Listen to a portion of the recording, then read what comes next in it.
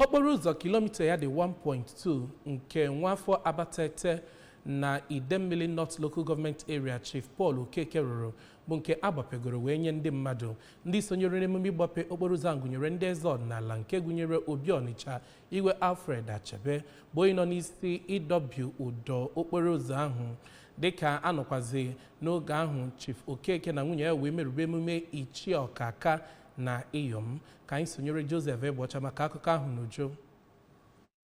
Na ya bụ mmemme ka aka chịbụrụ steeti a bụ Maazi Peter Obi nakwa onye ji okwu ya agba izu n'otu ndọrọndọrọ ọchịchị Labour Party Val Ozigbo nakwa onye ji okwa National Secretary nke otu The Great Abatete Ambassadors Chief Ifeanyi Metụ ya nakwa Chief Hamilton Ezeọnụ sitere n'Obi nọrọ kọwaa ya bụ onyinye afọ ọma dịka nke kwesịrị nṅomi ma bụrụkwa nke esite na ya wee na-akwalite ọrụ mmepe na steeti a. Ndị ọzọ gụnyere Chief Emeka Ọgụejiọfọ nakwa Chief Chijioke Nwoolisa kpọrọ ndị ọzọ nwere akụnụba ka ha nye aka iji hụ na mmepe steeti a bụ nke gbasara agbasa dịka Chief Okeke siri mee. N'okwu ya gbasatara ịdị mma nke ya bụ okporo ụzọ arụrụ arụ ka onye ọrụ ngo rụrụ ya bụ ọrụ bụ Injinia Tochukwu Kalụ nọrọ kọwaa na ya bụ okporo ụzọ bụ nke nwere ọwa mmiri nakwa akara eji ama ebe onye na-aga dị iche iche bụ nke a lụrụ ka o nwee ike ịnọte oge tere aka site na Abatete nke dị n'okpuru ọchịchị Idemmili North. Abụ m Joseph Egbocha maka akụkọ ụwa ABS.